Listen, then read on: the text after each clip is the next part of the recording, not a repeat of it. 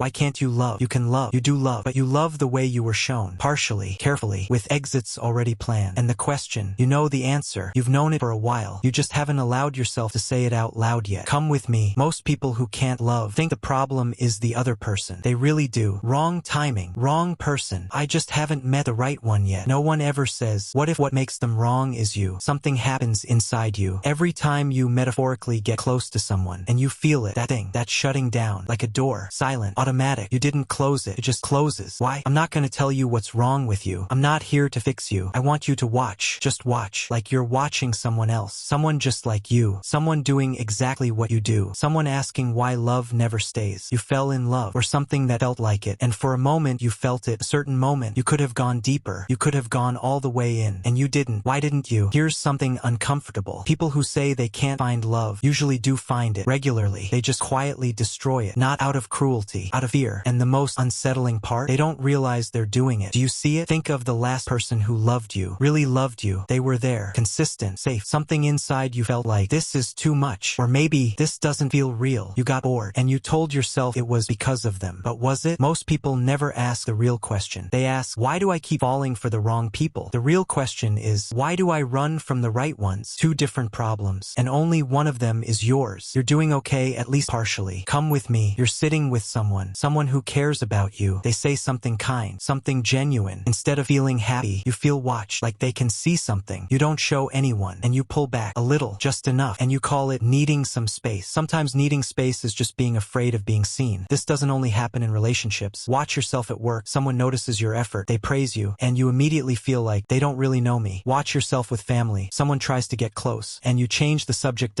or look at your phone. Watch yourself with friends. Someone wants to go deeper, and you stay surface level. Always surface level. Always safe. Always alone and safe. You're not unlucky in love. You're consistent at running from it. Why? Come with me. That moment I asked about, the moment you could have gone deeper and didn't. What was happening in that moment? To be loved is to be seen. And to be seen means they could see everything. Everything, the parts you love and the parts you don't. And somewhere inside you, you decided that was too dangerous. You're close enough to feel connected, far enough to keep the truth from view. You built a very specific distance, and you've maintained it with everyone for years. Why this pattern? Why does it repeat? Different people, different cities, different versions of the same story. Something inside you keeps choosing this or keeps creating it. And that thing, we're getting there. Subscribe to my channel and find more content for yourself. The first reason, you learned that sharing is dangerous. Not from a book, from a moment. A real moment. Once you shared something important. A feeling. A fear. Maybe just an idea you were proud of. And the person you shared it with, they made fun of it, laughed or brushed it off or used it against you later. And you felt it. That specific burn of being exposed and having it mean nothing.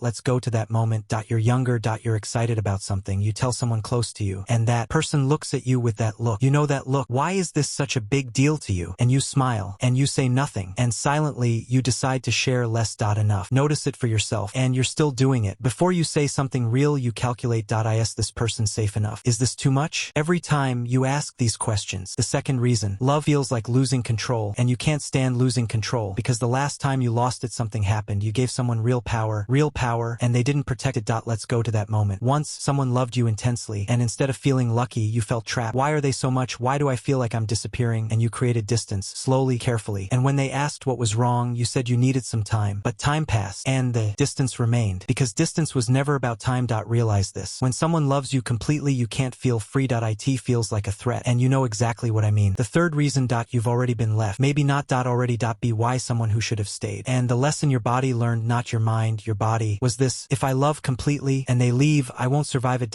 We're going to your memories. Come with me. You weren't consciously testing people. But when someone got close, you watched what they did. You pulled back a little. Toc if they'd follow. You went quiet. Toc if they'd notice. You weren't easy. Toc if they'd stay. And if they passed the test, you made it harder. Because no one could pass all the tests. And that's not a coincidence. Realize this. You weren't looking for love. You were looking for proof that love couldn't defeat you. Now you see it. The pattern. It's not bad luck. It's not the wrong people. It's a very specific system. You built to protect yourself, and it worked. You haven't been truly hurt in a long time. Have you? But you also haven't been truly loved. Have you? Here's the part most videos skip. You don't want to hear this, but I think you already know it. The people you fall hardest for are usually a little unavailable. A little unpredictable. Hot, then cold. There, then gone. And you call it chemistry. You call it intensity. But what's really happening is, it feels familiar. The love that hurt you the most feels the most like home. Because it was home. The first home you knew. Think of the first people who loved you. The very first. Was that love consistent? Was it safe?